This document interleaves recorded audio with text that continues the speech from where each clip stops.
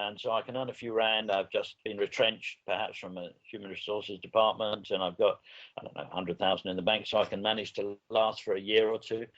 And then by the time that they've worked out that getting a speaking business together or a training business together is not as easy as it sounds, that 100,000 rand is now whittled down to nothing. And then you need to borrow money from the bank, but it's too late now. You haven't got a proper business plan. You haven't got a proper business in place.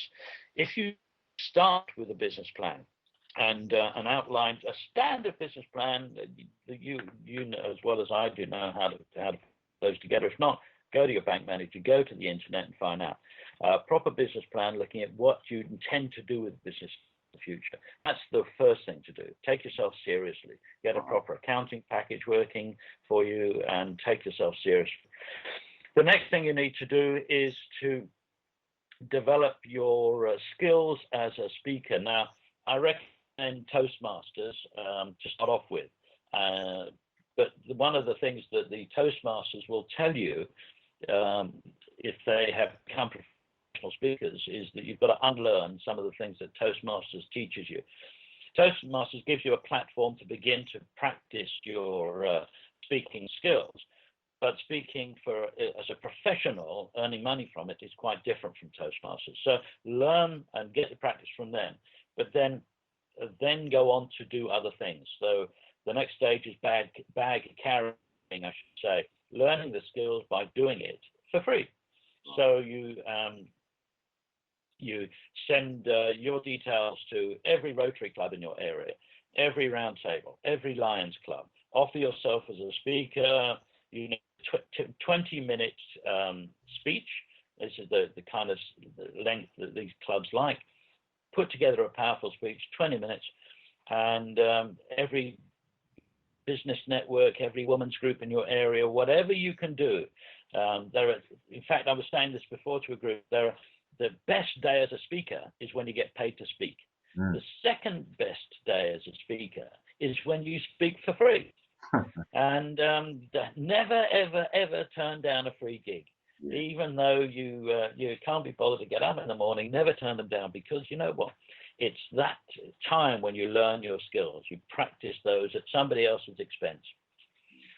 The third thing to do is quite quickly develop some product.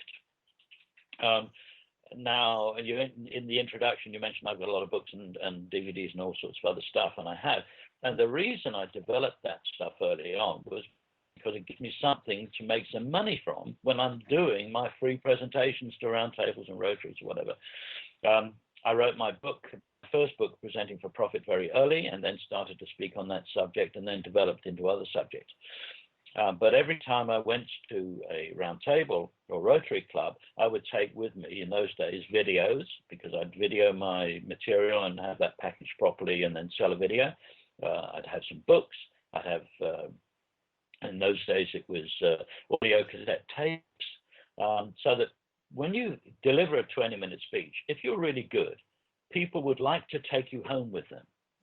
Now, of course, they can't take you home, unless they're really attractive. So they can't take you, but they are very happy to take instead your book or your video, or nowadays it would be a DVD or an MP3. And so they buy from you. Now, this gives you a little bit of income as you are developing your skills. So product is important for speakers. I think there are a few speakers out there who say, nah, forget product. I earn too much money speaking. And okay, well, good luck to them.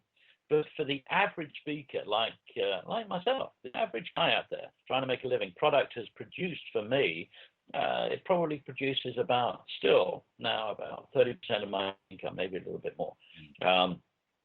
And of course, the nice thing about selling DVDs or MP3s or books is that it's passive income, particularly if it's off Amazon or Smashwords or whatever. You don't have to do a thing. You just get a check every month, which is very, very nice. When you're the down times over Christmas and stuff, you still get that money coming in. Yeah. So develop product, do the bag carrying, and then you need to start to find audiences that you can deliver that key message to. You asked, that was the first question you asked, where do you get the audiences from? In my case, much of that was to set up audiences for myself, and I still do that now. So I would book a hall, and then I would advertise that my first presentation in that was made in that way because one of the agents, one of the bureaus, had asked me for a video, and to do a video, I need a hall and an audience. So I just faxed in those days. I faxed a whole load of advertising out and got 100 people in a room, and I got a video camera or two in there, and we produced a very good video. What that taught me was that I can actually fill a room, 100 people in a room, and they're prepared to pay to be there.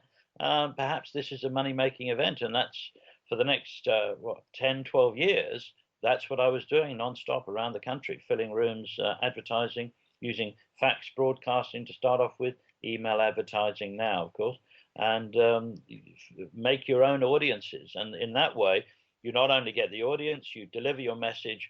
They will very often then come to you afterwards and say, can you come and talk to my team, train my sales team, in my case, as a sales trainer.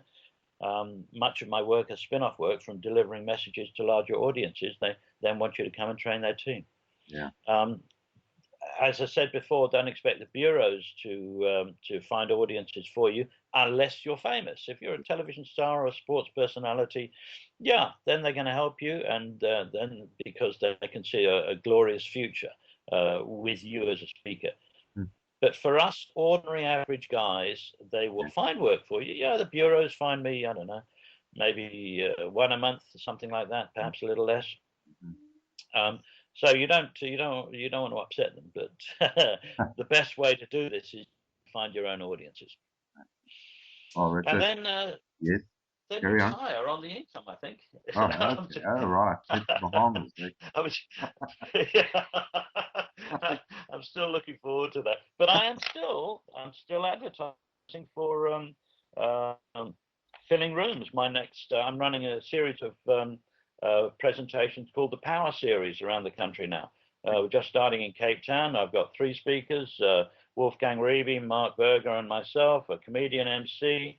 It's a business breakfast, and so that's the next project for me, is to run the Power Series around the country. In Johannesburg in October, I've got Billy Selakani, Douglas Kruger, and myself, and a number of other speakers doing that. So that's the same thing. I'm relaunching that whole process. So it's finding audiences. I'm still doing it by hiring a room and filling it.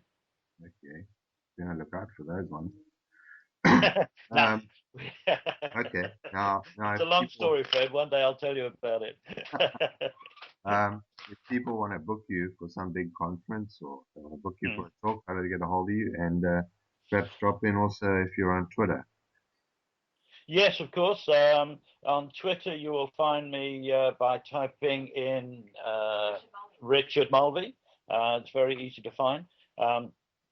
And by all means, follow me on Twitter. Those people who follow me, I will very often have a look at and see what they're doing and follow them back.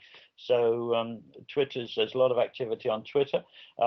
You'll find me, if you want to book me, the best place is on to go to my website, www.richardmulvey.com. There you'll find all the public training courses I run. You'll find the conference speaker page where you can look to see what I will charge you for doing a conference. Fees are up on the website as well. Okay. And you'll find videos of me on YouTube, of course. We were just looking at that this morning. So search for Richard Mulvey on YouTube. I think it's richard.mulvey, and you'll find my channel and all my there's I don't know, 30, 40 videos of me up on there to find out what I get up to. Great. Well, thanks, Richard, so much for giving us all this valuable information on what it takes to be a good speaker. Look out for his new books, dear listener, and thanks for listening to the Fred Felton Show. And tweet me at Fred Felton and let me know what you think of this show.